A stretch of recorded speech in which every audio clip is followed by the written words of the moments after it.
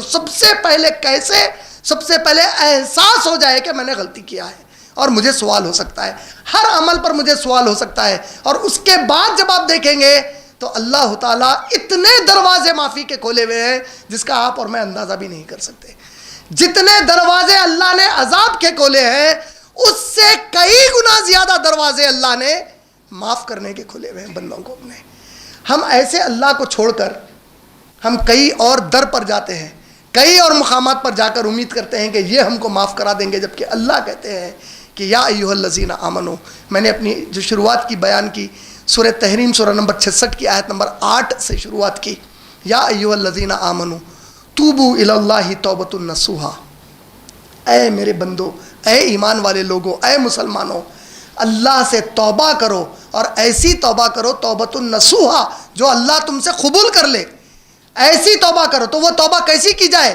تو اللہ کے نبی کریم صلی اللہ علیہ وسلم نے تفسیر میں بتایا کہ جب بندہ یقین سے توبہ کرتا ہے۔ کس بات کا یقین؟ چلیے آج آپ لوگوں کو ایک زبردست اور بہترین بات بتا دوں گا جو آپ لوگوں کو پورے رمضان میں زندگی بھر کام آئیں گے انشاءاللہ۔ انشاءاللہ کا لفظ بولتے ہیں ہم لوگ، انشاءاللہ کے معنی کیا ہے؟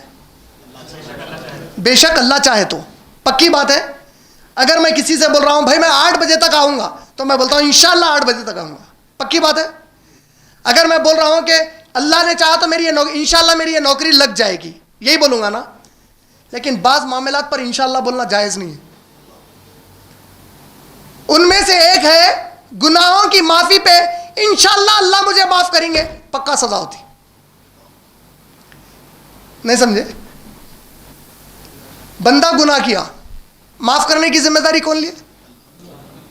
معاف کرنے کا وعدہ کون کرے؟ معاف کرنے کا اختیار پوری کائنات میں کس کو ہے؟ پھر اللہ نے چاہا تو کیا بات؟ اللہ کے نبی کہتے ہیں یقین سے معافی مانگو، اے اللہ میں نے کیا معاف کیجئے، اور اللہ یقیناً معاف کرے گا۔ انشاءاللہ بولتے پکڑے گئے، اچھا اللہ تعالیٰ بولتے میرے پہ چھوڑ دیا، ٹھیک ہے اب سزا دیتا ہوں۔ جو بندہ گناہ کرتا ہے اور یہ یقین رکھتا ہے کہ اس کا ایک رب ہے، ایک رب نہیں ہے، اکیلا رب ہے جو اسے معاف کرتا ہے، اللہ کہتے ہیں میں ضرور معاف کروں گا۔